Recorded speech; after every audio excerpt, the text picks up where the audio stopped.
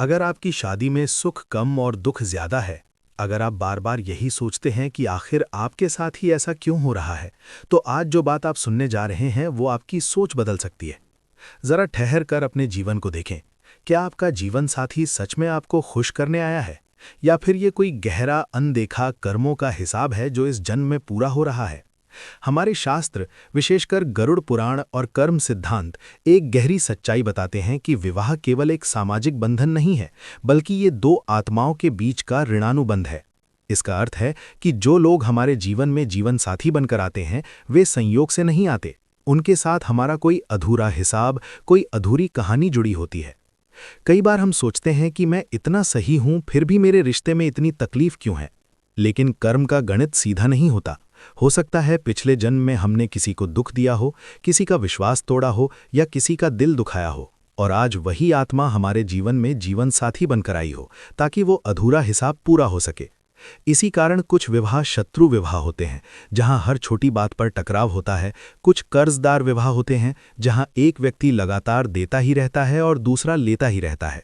और कुछ उदासीन विवाह होते हैं, जहां न प्रेम होता है न घृणा, बस एक खालीपन होता है। अगर आप अपने रिश्ते को ध्यान से देखें तो आपको समझ आने लगेगा कि आप किस प्रकार के विवाह में हैं।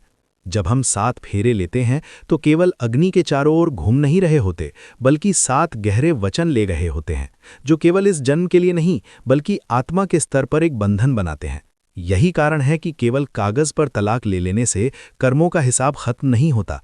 अगर आपने अपना कर्ज चुकाया नहीं, अगर आपने अपने भीतर के अहंकार, क्रोध या अपेक्षाओं को नहीं बदला, तो वही आत्मा किसी और रूप में फिर आपके जीवन में आएगी।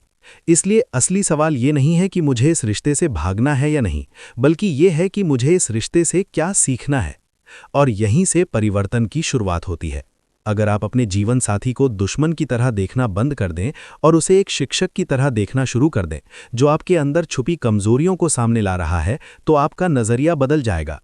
हर झगड़ा, हर दर्द, हर निराशा आपको कुछ सिखाने आई है।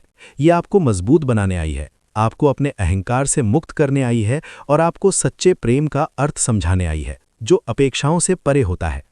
एक छोटा सा प्रयोग करें, सिर्फ एक रात के लिए। उस रात आप ये तय करें कि आप अपने जीवन साथी से कोई शिकायत नहीं करेंगे, कोई तर्क नहीं करेंगे, केवल समझने की कोशिश करेंगे। उनकी बातों को बिना टोके सुनेंगे, बिना प्रतिक्रिया दिए महसूस करेंगे।